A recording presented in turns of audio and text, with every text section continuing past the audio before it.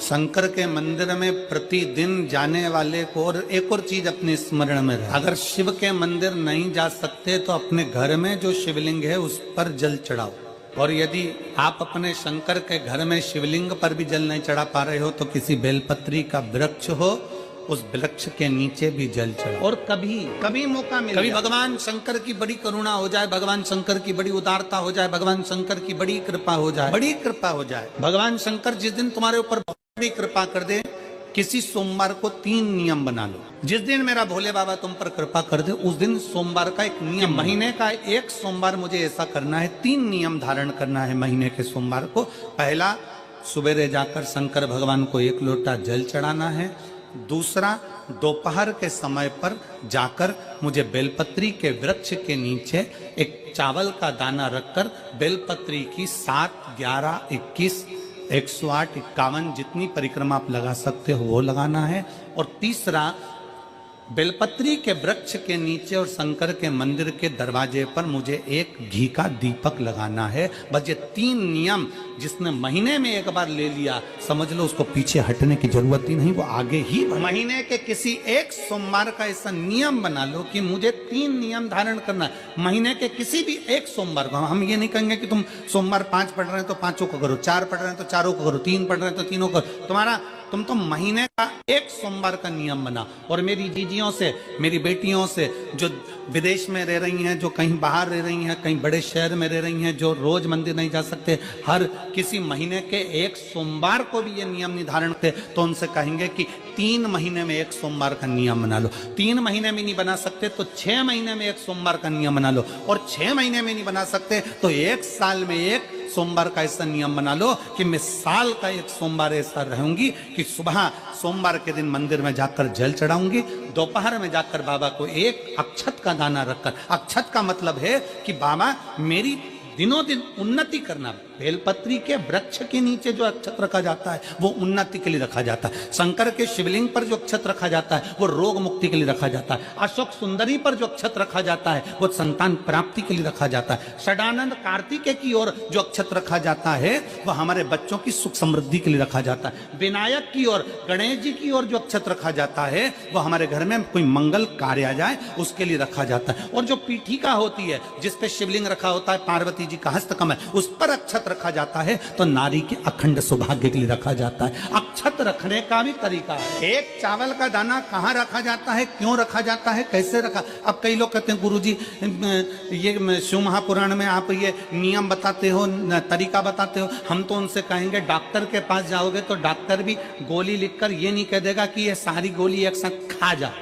Doctor भी कहेगा ये गोली सुबह खाना है, ये गोली शाम को खाना है, ये गोली दोपहर में खाना, ये गोली भूखे रहकर खाना। बोलो सही है कि गलत है। ये रात्रि को खाना खाने के बाद खा लेना, ये खाना खाने के पहले, ये नाश्ते के पहले। और सुनो ये दवाई, ये वाली पीछे वाली जो दवाई लो ना इसको दूध से लेना, ये वाली जो दवाई लो ना इसको पानी से लेना। और सुनो ये डब्बी है इसको पानी में मिलाकर फिर पीना।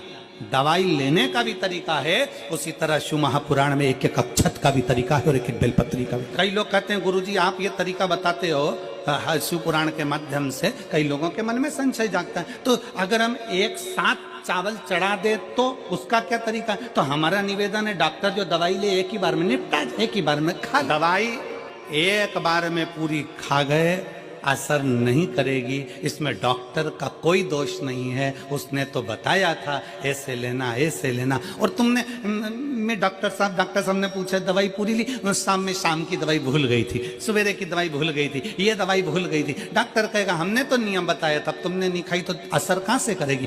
तुम असर कब करती है जब हम पूजन के तरीके को जान जाएं, जब हम अर्चना के तरीके को जाएं। आप साल भर का एक सोमवार निकाल लो, 6 महीने का एक सोमवार निकाल लो, 3 महीने का एक सोमवार निकाल लो, महीने का एक सोमवार निकाल लो, अपने से दिल में बन जाए तो एक सोमवार ऐसा निकालो जिसके 3 नियम धारण हो। पहला, उसी सोमवार जिसको कर रहे हो उस दिन सुबह जल चढ़ाना। दूसरे, दोपहर के समय पर जाकर बेलपत्री के वृक्ष के नीचे एक चावल का दाना रखना।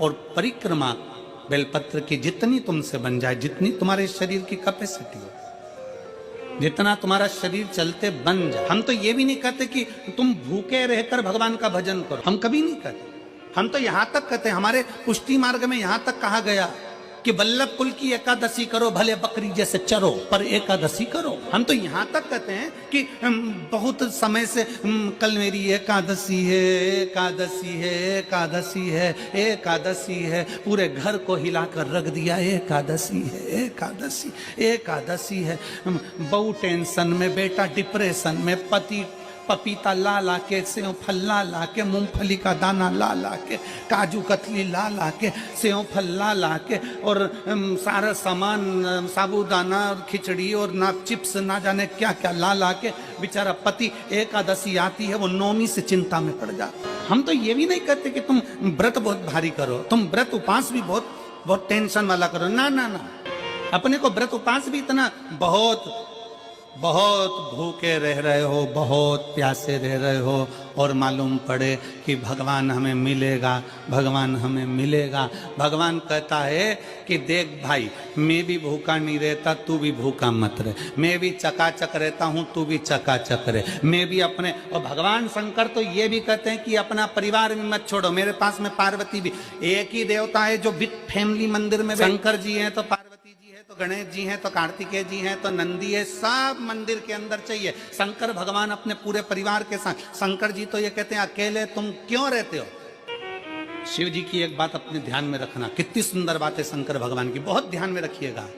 आप जोहरी नहीं हो, हीरे को नहीं परख सकते, हम भी जोहरी नहीं है, हम हीरा को नहीं समझ। भगवान शंकर ने पृथ्वी पर जिसको जन्म दिया उसको जोहरी बनाकर पैदा किया है, उसको जोहरी बनाकर भेजा है कि आप भले हीरा को न समझो चलेगा, पर अपने नजदीक में कोई दुखी है तो उसकी पीड़ा को जरूर समझना। भगवान शंकर कहते हैं उसकी पीड़ा का, हीरा को समझो ना समझो पर पीड़ा को जरूर समझो, किसी के दर्द को जरूर समझिए, किसी के दुख को जरूर समझिए, किसी की तकलीफों को जरूर। हम भी तो अपनी जिंदगी में एक नियम बना सकते हैं कि मैं श्री शिवाय नमस्तुभ्यम का जाप करूंगी, मेरी कॉलोनी में कोई शंकर जी का मंदिर है, हम 5-10 महिलाएं प्रत्येक सोमवार को 10 मिनट बैठेंगी, शाम के समय प्रदोष काल में 6 बजे 6:30 बजे बैठेंगे, 6:45 बजे 15 मिनट बाद उठ जाएंगे, श्री शिवाय नमस्तुभ्यम का जाप करेंगे, शंकर जी को भोग लगाएंगे। अगर एक हफ्ते में 5 सोमवार पड़ते हैं तो 5 महिलाएं अपना नियम बना ले कि आज का प्रसाद थोड़ा सा, कुछ भी शक्कर, खड़ी शक्कर, कुछ भी मैं लेके आऊंगी, माँ भोग लगाएंगे, अपन 5 मिलकर श्री शिवाय नमस्तुभ्यम जपेंगे, प्रसाद बांट देंगे, अपने घर चले जाएंगे। ज्यादा ढोंग प्रपंच नहीं, दिखावा नहीं, कोई एक नियम। हमारे नजदीक में शंकर जी का मंदिर है, हफ्ते में एक बार नियम बनाएंगे, उस मंदिर में सफाई करेंगे। हफ्ते में एक बार नियम बनाएंगे, अपने नजदीक के शंकर के मंदिर को साफ करेंगे, क्लीन। एक नियम अपने अंदर बनाओ शिव के। अपने भीतर जब हम नियम बना लेते हैं कि श्री शिवाय नमस्तुभ्यम जपना है, शिव को एक लोटा जल चढ़ाना है, शंकर की आराधना करना है, तो शिव हमारे लिए भी कोई ना कोई नियम जरूर बनाते हैं और हमारा कल्याण जरूर करते हैं। एक नियम कलिकाल में संसार में जो शिव महापुराण की कथा को सुनता है, श्रवण करता है, करवाता है, बाँचता है, सुनता है, वो जितने जीव इस कथा को श्रवण करने आते हैं, केवल उनका ही नहीं, उनकी 71 पीढ़ी का कल्याण शिव पुराण की कथा कर। रोज पशुपतिनाथ का व्रत करते हो आप, 16 सोमवार का व्रत करते हो आप, संकट सोमवार का व्रत करते हो आप, शिवरात्रि का व्रत करते हो, सोमवार की अष्टमी का व्रत करते हो। उन व्रतों में सारे व्रत करो, मना नहीं है, पर उस व्रत में अपना पूर्ण समर्पण परमात्मा के प्रति रखो।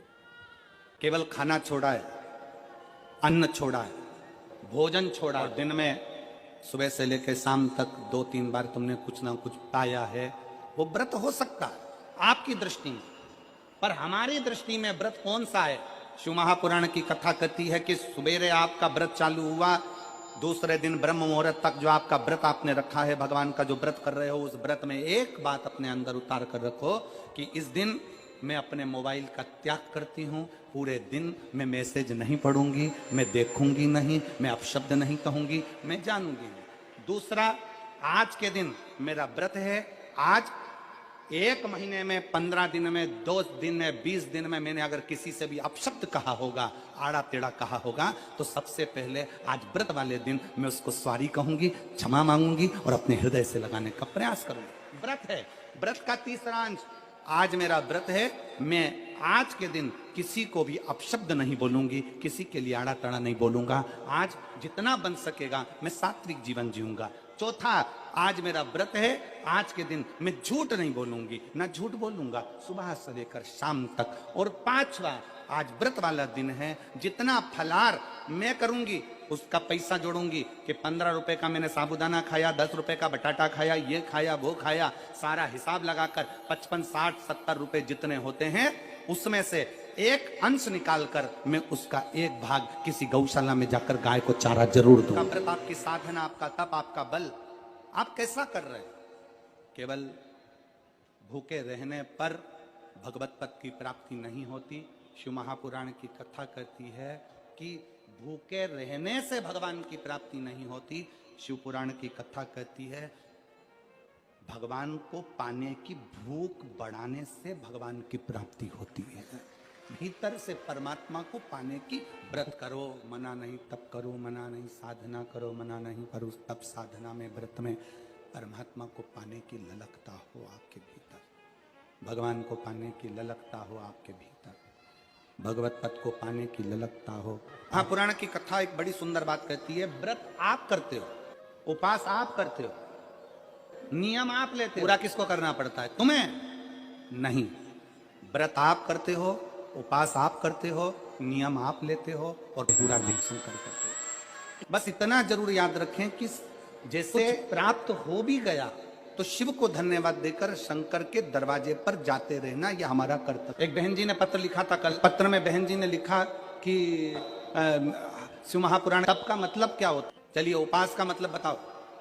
खाना छोड़ देना व्रत नहीं है, का धन छुड़ाकर खाना छोड़ देना व्रत है। शिक्षा दे देना, किसी को चिकित्सा की जरूरत है उसकी चिकित्सा में थोड़ा सा धन लगा देना, कोई रोते हुए की आंख के आंसुओं को पोंछ देना, किसी के दुख में खड़े होकर उसको खुशियां प्रदान कर देना, ये दुनिया का सबसे बड़ा व्रत है, सबसे बड़ी साधना, सबसे बड़ा तप। मन साफ है तो सारी गलतियां माफ है, और अगर मन ही साफ नहीं है तो गलती कौन माफ करेगा भाई? लंबी बाती का प्रमाण अलग होता है। लंबी बाती क्यों लगाई जाती है? भगवान के मंदिर में दीप में, देवियों की पूजन में, लक्ष्मी की वृद्धि के लिए। कौन से देवता के यहाँ लंबी बत्ती लगती है और कौन से देवता के यहाँ गोल बत्ती लगती है, उसका भी प्रमाण बनना। किसी देवी की पूजन करो तो लंबी बत्ती आती है, कुल देवता की पूजन करो तो लंबी बत्ती आती है, किसी मंदिर में किसी देवता को लगाने जाओ तो गोल बत्ती लगती है, उसका भी प्रमाण है। लंबी बत्ती जहां लगाई है, अगर लक्ष्मी के सामने लगाई है तो लक्ष्मी की लंबाई बढ़ती है, लक्ष्मी की वृद्धि बढ़ती है। अगर कुल देवता के नाम की लगाई है तो वंश की वृद्धि होती है। इसलिए हमारे यहाँ अमावस्या पूनम को जो पाटे वाटे भराते हैं उसमें गोल बत्ती नहीं लंबी लगाई जाती है, जिससे हमारा वंश। नवरात्रि में देवी जी की जो बाती लगाई जाती है वो लंबी लगाई जाती है, गोल नहीं। क्यों? क्योंकि जिससे माँ हम पर कृपा बना कर रखे, हमारा वंश खूब बढ़े, हमारे यहाँ लक्ष्मी। स्थिर बाती, गोल बाती लगाई जाती है ब्रह्मा के मंदिर में, इंद्र के मंदिर में, देवता के मंदिर में। तुलसी के सम्मुख में लंबी बाती नहीं लगती, तुलसी के सम्मुख में गोल बाती लगाई। पीपल के वृक्ष के नीचे कभी लंबी बाती नहीं लगती, बड़ के पेड़ के नीचे कभी लंबी बाती नहीं लगती, आंवले के पेड़ के नीचे कभी गोल बाती नहीं लगती। आंवले के वृक्ष के नीचे लंबी बाती लगना चाहिए। धन की वृक्ष, तुलसी के पौधे के नीचे लंबी नहीं लगती, गोल बाती लगती। बातियों का भी। आइए भक्तों, आज सुनते हैं तुलसी माता की चालीसा। यह चालीसा सुनने से होती है हर रोगों से मुक्ति, मिलती है सुख समृद्धि का आशीर्वाद। तो एक बार बोलिए प्रेम से विष्णु भगवान की जय, तुलसी माता की जय, भगवती माता की जय। श्री तुलसी महारानी करो विनय सिरनाय, जो मम हो संकट विकट दीजे मात नसाय। नमो नमो तुलसी महारानी, महिमा अमित न जाए बखानी।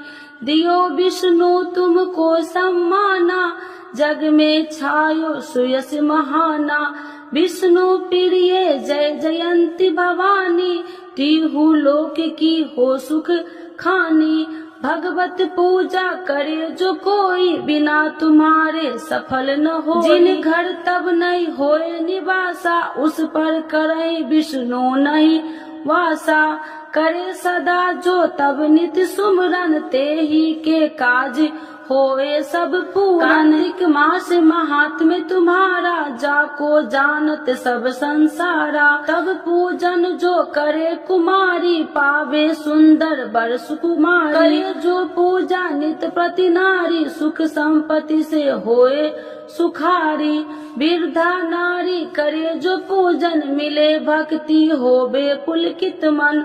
श्रद्धा से पूजे जो कोई, भव निधि से तर जावे सोई। कथा भागवत यज्ञ करावे, तुम बिन नहीं सफलता पावे। छायो तब प्रताप जग भारी, ध्यावत तुम्हि सकल चितधारी। तुम्हि मात यत्र तंत्र में, सकल काज सीधे होवे क्षण में। औषधि रूप आप हो माता, सब जग में तब यश विख्याता। देव ऋषि मुनि और तपधारी, करत सदा तब जय जयकारी। वेद पुराणन तब यश ज्ञाया, महिमा अगम पार नहीं पाया। नमो नमो जय सुख कारिणी, नमो नमो जय दुख निवारिणी। नमो नमो सुख संपत्ति देनी, नमो नमो अख काटन छेनी। नमो नमो भक्तन दुख हरनी, नमो नमो दुष्टन मद छेनी। नमो नमो भव पार उतारिणी, नमो नमो परलोक सुधारिणी। नमो नमो निज भक्तन उबारिणी, नमो नमो जन काज सवारिणी। नमो नमो जय कुमति नशावनी, नमो नमो सब सुख उपजावनी। जयति जयति जय तुलसी माई, ध्याऊ तुमको शीश नवाई। निर्जन जानी मोहि अपनाओ, बिगड़े काज आप बनाओ। करूँ विनय मैं मात तुम्हारी, पूरन आशा करूँ हमारी। शरण चरण कर जोड़ी मनाओ, निस दिन तेरे ही गुण गाऊं। करहु मात यश अब मोह पर दाया, निर्मल होए सकल मम काया। मांगू मात या वर दीजे, सकल मनोरथ पूरन कीजे।